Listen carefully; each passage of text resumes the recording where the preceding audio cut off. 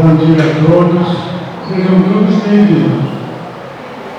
Para darmos início ao estudo desta manhã, vamos ler uma página do livro Vida Feliz, de Walter Pereira Franco, pelo Espírito Joana de Ângeles, lição número 131. Ante as dificuldades do caminho e as rudes provas da evolução, resguarda-te na prece ungida de confiança em Deus, que te impedirá resvalar no abismo da revolta. Um pouco de silêncio íntimo e de concentração, a alma em atitude de súplica aberta à inspiração, eis as condições necessárias para que chegue a apaziguadora resposta divina.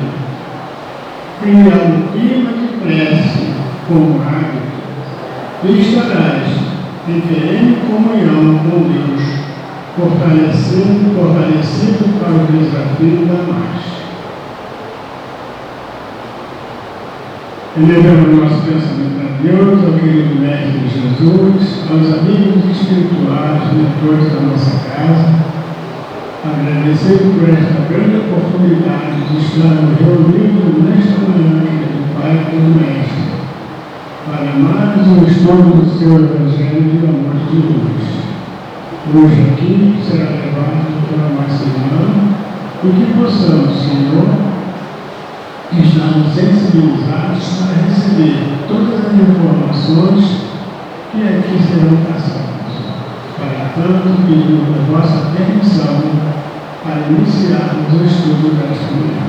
Que assim seja. Graças a Deus.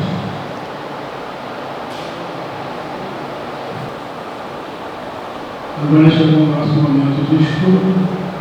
Nós vamos convidar a nossa irmã Érica Coelho. Ela vai nos apresentar a explanação do Evangelho segundo o Espiritismo, no capítulo 21, haverá falsos cristos e falsos profetas. Item 5, prodígio dos falsos profetas. A nossa irmã. Obrigada, seu Semi. Bom dia, irmãos. Que Jesus nos abençoe nesta manhã luminosa. E é muito bom estar aqui com todos mais uma vez. E bem-vindos àqueles que estão vindo pela primeira vez, possam se sentir em casa. Dando continuidade, companheiros, ao nosso estudo regular do Evangelho, nós estamos aqui com o item 5 do capítulo 21. E vocês me ouvem bem? Tá. E vamos falar aqui dos prodígios dos falsos profetas. É um item que é assinado por Allan Kardec. E ele, como sempre, o bom senso reencarnado, a lucidez, do nosso querido codificador, traz a todos nós a abertura dos nossos olhos e das nossas mentes para aqueles que tentam se utilizar de prodígios, de coisas sobrenaturais para nos seduzirem. Passam-se os séculos, desde a época de Jesus ele já alertava para os falsos profetas e nós precisamos entender e identificar e não nos fazermos também de falsos profetas. Não nos utilizarmos de mecanismos para seduzirmos de maneira inadequada, em nome de Jesus, aqueles que nos cercam. Então aqui é uma grande proposta de autoanálise, é uma grande proposta de nós também analisarmos aqueles que estão à nossa volta e ajudarmos a esclarecer aqueles que ainda não têm algum esclarecimento. Então, no capítulo 21, item 5, Kardec cita novamente o que está no versículo bíblico de São Mateus, de São Marcos, e nós vamos aqui repetir. Levantar-se-ão falsos cristos e falsos profetas, que farão grandes prodígios e coisas de espantar, a ponto de seduzirem os próprios escolhidos. Vamos contextualizar os escolhidos. São aqueles que foram eleitos por Deus para poder serem missionários na terra. Aqueles que, já conhecendo a palavra de Jesus, têm a missão de propagar, de divulgar o cristianismo, os feitos de Jesus, as suas lições, para a instalação do reino dos céus no coração dos homens e na terra.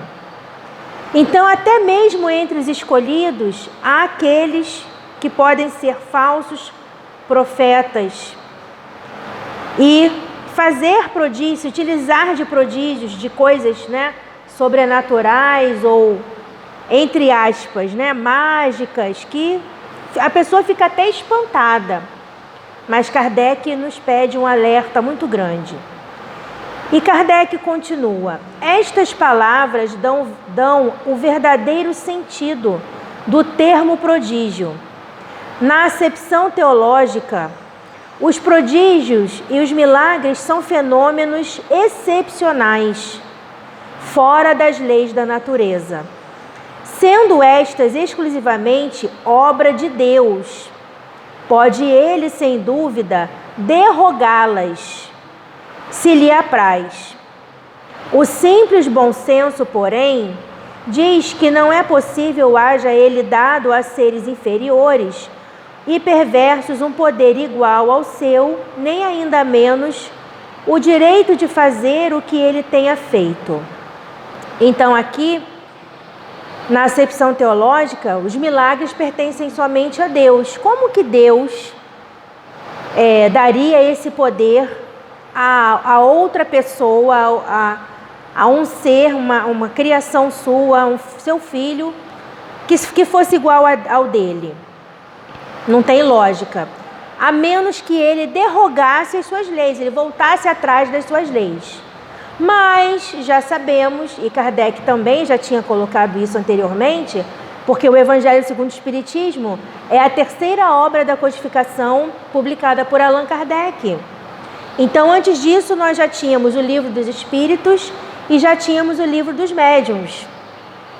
E exatamente o Livro dos Médiuns falando sobre a questão da mediunidade, sobre a questão do sobrenatural, e ele explicando sobre as leis de Deus que são imutáveis, assim como Deus eterno não teve início nem terá fim. Nós sim, nós tivemos o início, fomos criados por Deus em algum momento em espírito e somos imortais. Enquanto espíritos somos imortais, mas o atributo de eternidade pertence a Deus. Somente Ele não teve início e não terá fim. E as suas leis também. Porque as leis de Deus não regem somente o nosso planeta Terra. As leis de Deus regem todo o universo. E nós não temos noção, dimensão do universo, porque o universo é infinito, ele não tem fim. Ele se expande, se expande, se expande. Então, como é que Deus seria irresponsável de colocar uma lei no planeta Terra, uma lei no planeta X e outra lei no planeta Y? Não existe. Aí Deus seria injusto, mas Ele é soberanamente justo e bom, e as suas leis valem para todo o universo, tá? Então, utilizemos-nos do bom senso. Kardec usa esse termo, bom senso, para entendermos que Deus, Ele não daria um poder àquele, sua criatura, seu filho, para poder ter a mesma condição que ele, senão ele deixaria de ser Deus, né? Semelhante princípio não no pode Jesus ter consagrado. Se, portanto, de acordo com o sentido que se atribui a essas palavras, o espírito do mal tem o poder de fazer prodígios tais que os próprios escolhidos se deixem enganar. O resultado seria que, podendo fazer o que Deus faz, os prodígios e os milagres não são privilégio exclusivo dos enviados de Deus e nada provam, pois que nada distingue os milagres dos santos dos milagres do demônio. Necessário, então, se torna procurar um sentido mais racional para aquelas palavras. Então, Kardec contextualiza a situação e já nos coloca que há de ter uma racionalidade sobre isso. E ele alerta a todos aqueles que leem o Evangelho segundo o Espiritismo. Vamos pensar, não é mesmo? Então, quer dizer que somente para os eleitos Deus daria esses prodígios. Em relação ao que ele chama aqui, entre aspas, de demônio, que seria o espírito mal, né? Ao passo que o mal também está em nós. Quando não lutamos contra o orgulho, quando não lutamos contra a vaidade, há o mal dentro de nós. Nós aqui precisamos nos limpar psiquicamente, nos limpar moralmente, para deixarmos estes males, né, se transformem em virtudes, em humildade, em caridade. É um trabalho que está dentro de nós. E por que nós temos esses males ainda dentro de nós? Porque ainda não seguimos o caminho reto das leis de Deus. Mas basta o nosso querer, o nosso esclarecimento, para que possamos seguir esse caminho reto. E o nosso guia e modelo é Jesus. É a nossa referência, é a nossa base, é a nossa essência. Foi Ele que Deus ofereceu à humanidade para servir de guia e modelo e de exemplo maior. Então vamos a esse raciocínio didático, pedagógico e educativo de Kardec. Para o vulgo ignorante, aquele que desconhece o conhecimento, né? Todo fenômeno cuja causa é desconhecida passa por sobrenatural. O sobrenatural estaria acima da natureza, acima das leis naturais. Passa por sobrenatural, por maravilhoso e miraculoso, milagre, né? Uma vez encontrada a causa, reconhece-se que o fenômeno, por muito extraordinário que pareça, mas não é do que a aplicação de uma lei da natureza. Então, a ciência a nosso favor faz com que nós raciocinemos sobre aquilo que seria sobrenatural. Mas isso daqui é um fenômeno físico. Mas isso daqui é um fenômeno químico. Mas isso daqui é um fenômeno que está dentro da astronomia ou da astrologia. Aquela lindeza de aurora boreal, né, que está lá no Ártico. Que coisa linda aquilo, né? É um milagre de Deus. Mas existe uma explicação científica para aquela coisa bonita que a gente não tem explicação, mas existe uma explicação. Mas está dentro das leis de Deus. Então, para tudo há uma explicação. E graças a Deus, através da doutrina espírita, do aspecto científico da doutrina espírita, nós conseguimos entender inúmeras coisas que acontecem. E isso nos acalma, isso nos acalenta. E isso faz com que a gente entenda que nós podemos também esclarecer aqueles que estão à nossa volta. E isso vai conquistando novos adeptos ao espiritismo, porque querem estudar mais, porque querem conhecer mais a doutrina espírita, o seu pensamento filosófico, religioso e científico. E isso vai fazendo com que nós nos tornemos pessoas mais esclarecidas. E Kardec vai falar aqui mais à frente. Vai dar assim ele é muito claro, aqui não tem interpretação, aqui é o que está escrito, não tem o que interpretar. Está muito claro o que Kardec fala. Mais à frente. Assim, o círculo dos fatos sobrenaturais se restringe à medida que o da ciência se alarga. Olha o que nós estamos conversando. Às vezes o que a ciência está descobrindo hoje, né, porque para ser aceita como uma descoberta científica, exige muito dos cientistas, muito estudo, muitas comprovações. Mas quem estuda a doutrina espírita fala, olha, lá em 1857, lá em 1859, os espíritos já haviam revelado a Kardec, ele já tinha colocado isso na codificação. Tá? Em todos os tempos, homens houve que exploraram, em proveito de suas ambições, de seus interesses e do seu anseio de dominação, certos conhecimentos que possuíam, a fim de alcançarem o prestígio de um pseudo-poder sobre-humano ou de uma pretendida missão divina. Então, pessoas que tinham essa manipulação de algumas questões naturais impressionavam aqueles do seu próprio círculo, né? Eleito, escolhido ali daquele próprio círculo, e as próprias pessoas que acabavam não estudando aquelas questões, né? De, por exemplo, magnetismo. Com o Mesmer, estudamos isso ontem, não foi, pessoal? Que estava aqui ontem. A questão do magnetismo, da manipulação dos fluidos através do pensamento. Quando a pessoa detinha isso, fazia coisas sobrenaturais, chamadas sobrenaturais, e os outros ficavam assim, mas não paravam para raciocinar. E Kardec pede a todo momento que nós paremos para raciocinar. E, não, tem que ter alguma explicação para isso. E não é um poder privilegiado, um prestígio de uma só pessoa. Deve ter alguma explicação. Então, muitos se utilizavam disso para poder manipular outras pessoas. São esses os falsos cristos e falsos profetas.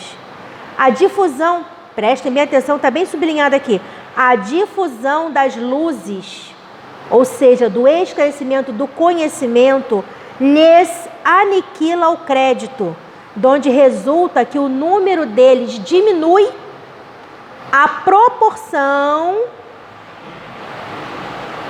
que os homens se esclarecem. Então, os falsos profetas vão começar a diminuir, ao passo que os homens comecem a se esclarecer, porque as máscaras vão cair, né? O fato de operar o que certas pessoas consideram prodígios não constitui por sinal de uma missão divina, visto que pode resultar de conhecimento cuja aquisição está ao alcance de qualquer um, ou de faculdades orgânicas especiais que o mais indigno não se acha inibido de possuir, tanto quanto o mais digno. Quando ele fala aqui, de faculdades orgânicas especiais, né? Porque a mediunidade é uma faculdade orgânica. A gente reencarna preparado, né, o nosso corpo perispírito, né, que é o corpo que a camada semimaterial que envolve o espírito, que é constituída pelo fluido do planeta em que nós habitamos. Então, espírito, perispírito, que é essa camada semimaterial que envolve o espírito, e o corpo, nós reencarnamos com uma predisposição orgânica para a mediunidade. E não é um privilégio dos espíritas. E também não é um privilégio das pessoas somente boas. Pessoas que ainda têm dentro de si o mal, é mais propensa ao mal, ela também pode reencarnar com essa questão mediúnica forte. Mas daí qual o direcionamento que ela vai dar para isso, ela pode acabar perdendo. Porque todos nós reencarnamos propensos ao bem. E para fazer o bem, e para nos melhorarmos. Mas se utilizamos se utilizamos a mediunidade para o mal, então a gente acaba perdendo, porque não nos tornaremos mais dignos.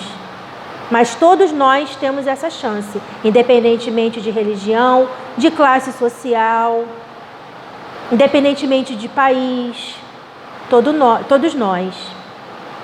Por isso que o próprio Evangelho nos coloca, a nossa mediunidade é com Jesus, né? Para citar uma coisa. Exatamente. O verdadeiro profeta, está sublinhado aqui também, o verdadeiro profeta se reconhece por mais sérios caracteres e exclusivamente morais. Kardec alerta: aquele que estiver moralizado ou em busca de sua moralização é um verdadeiro profeta. Porque nós somos essencialmente espíritos, filhos de Deus, e temos uma conexão forte e direta com Deus. Nós é que nos desligamos. Nós é que nos desconectamos. Mas através da oração e das boas ações e do movimento de se melhorar moralmente, nós estaremos em constante conexão com Deus e com Jesus. E é óbvio, é lógico que através do pensamento nós receberemos intuições para o bem, se estivermos sintonizados com o bem. Mas se a nossa sintonia for para fazer o mal, também estaremos sintonizados. A escolha é nossa. Isso é que é importante. Então Kardec aqui ele coloca a lição de nos esclarecermos para identificarmos os falsos profetas e não nos deixarmos seduzir por eles. E também nos coloca a responsabilidade de nos moralizarmos para sermos bons profetas, bons discípulos de Jesus, bons seguidores de Jesus, bons divulgadores da sua obra. Mas aí nós precisamos buscar a melhora moral. E aí trouxemos aqui para vocês, pelo Espírito André Luiz, Psicografia de Valdo Vieira, Conduta Espírita. Livro muito importante também, muito claro, muito sucinto, com inúmeras situações para o nosso comportamento, indicações de como nós devemos, nos comportar e ter uma conduta reta diante de várias situações. E aqui tem Perante o Fenômeno, capítulo 29. Quantas e quantas vezes recebemos ligações por telefone, perguntas no Facebook, pessoas que vêm em busca de... Tem psicografia na reunião pública? Não é, pessoal, que faz atendimento? Não é? Tem psicografia na reunião pública? Eu queria conversar, receber uma mensagem do meu ente querido que se foi. E aí, nós precisamos dizer a essa pessoa: irmão, não temos. As psicografias e psicofonias são em reunião privada, com um grupo que estuda, que privilegia o estudo, que se educa. E o telefone toca de lá para cá, como Chico Xavier sempre nos ensinou. Acaso não, porventura, se recebermos uma mensagem direcionada a você, claro que vai chegar até você. Mas fora isso, nós ficamos aguardando o que a espiritualidade vai colocar como necessidade à mesa mediúnica, um atendimento, um esclarecimento, mas a gente só aguarda. Somos apenas instrumentos em nome de Jesus. A pessoa que quer se esclarecer fica. Aquele que ainda está envolvido por essa questão de fenômeno se vai, mas nós respeitamos. Mas não podemos deixar de fugir à verdade e ao esclarecimento que já obtivemos. Então estamos aqui para esclarecer, para ajudar e para receber críticas, caso estejamos, se alguém sentir que estejamos indo pelo caminho errado, cabe o alerta a todos nós e estamos aqui para isso, né? Então, perante o fenômeno, André Luiz coloca: no desenvolvimento das tarefas doutrinárias, colocar o fenômeno mediúnico em sua verdadeira posição de coadjuvante natural da convicção. Coadjuvante não é o protagonista, é aquele que está em segundo plano. Considerando-o, porém, dispensável na construção moral a que nos propomos. A doutrina espírita é luz inalterável.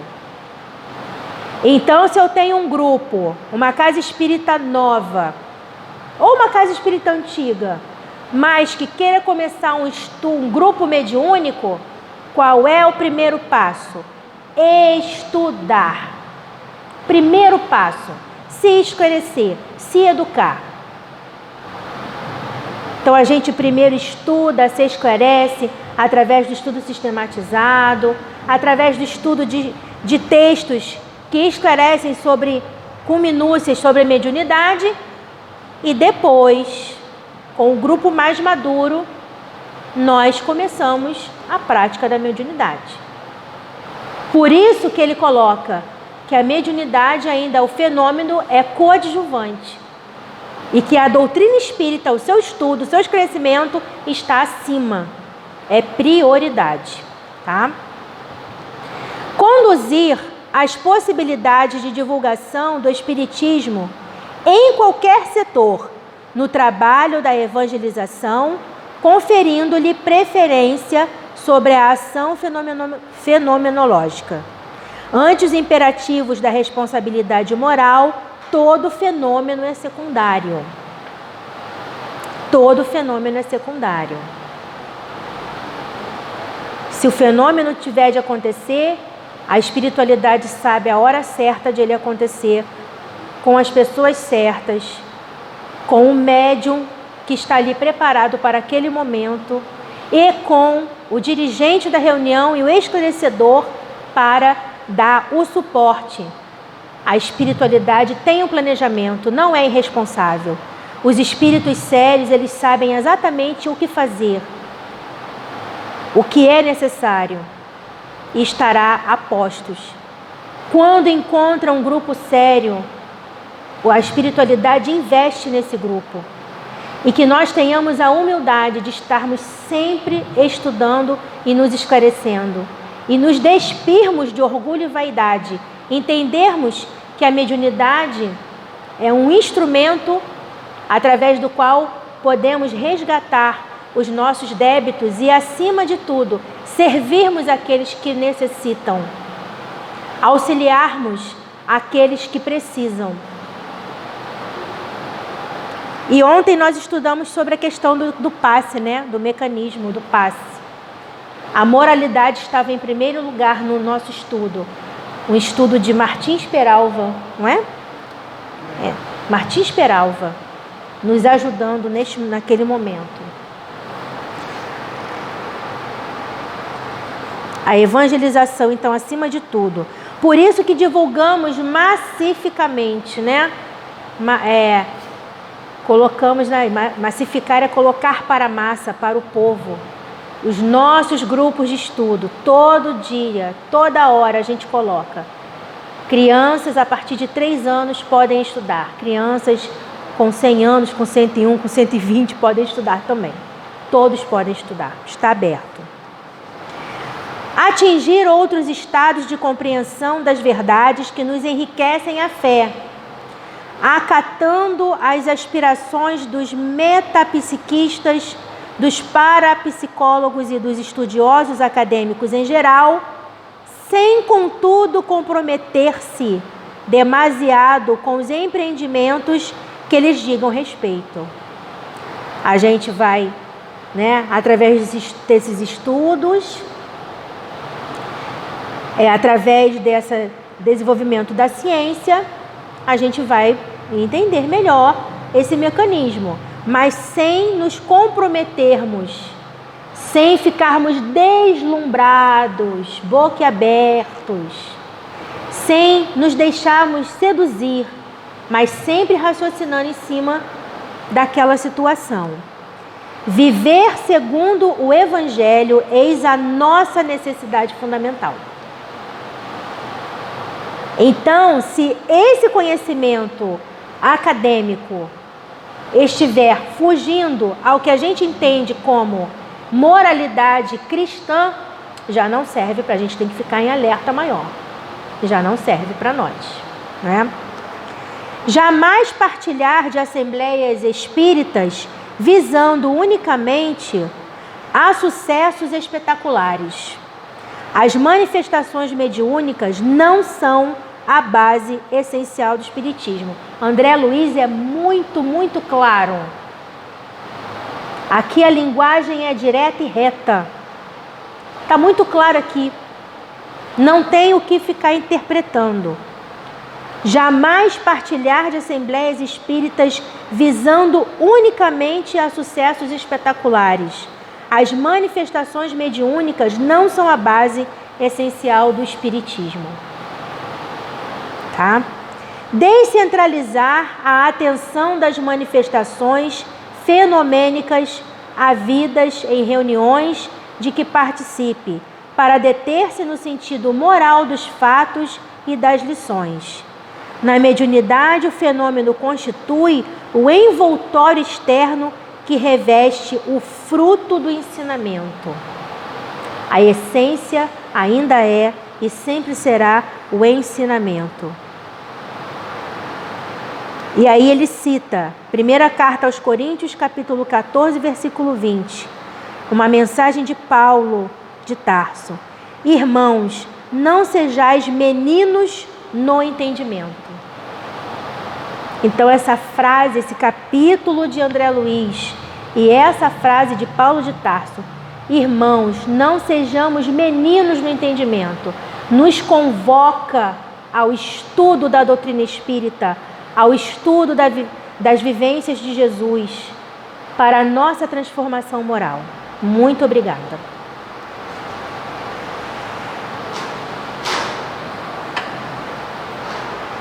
Nós agradecemos a nossa irmã Érica pela explanação e queremos avisar que, por enquanto, por medida de segurança, não teremos um passo individual de costumes.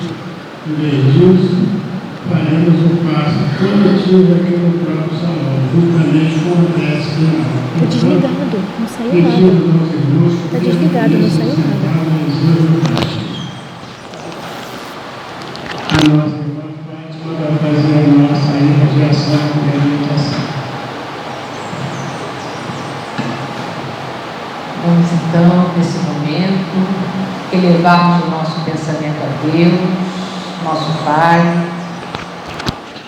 pedindo o amparo, a proteção nesse momento, Senhor, para a realização do nosso paz, que esses amigos maiores nesse momento possam derramar sobre cada um de nós o seu amor, os fluidos reparadores que penetram no nosso organismo, nos restabelecendo, nos dando a paz, não somente no corpo material, mas principalmente na alma, trazendo a nós a coragem, a fé, a confiança em Deus, para que possamos continuarmos realizando a cada dia a nossa tarefa de amor, e de divulgação.